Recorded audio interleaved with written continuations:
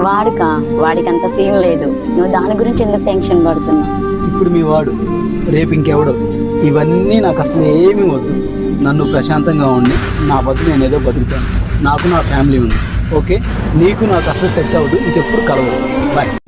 జీవితంలో ఎవరు మనతో ఉంటారో ఉండరో అనేది మన చేతిలో లేదు. అది ఆల్రెడీ దేవుడు డిసైడ్ చేసే ఉన్నాడు.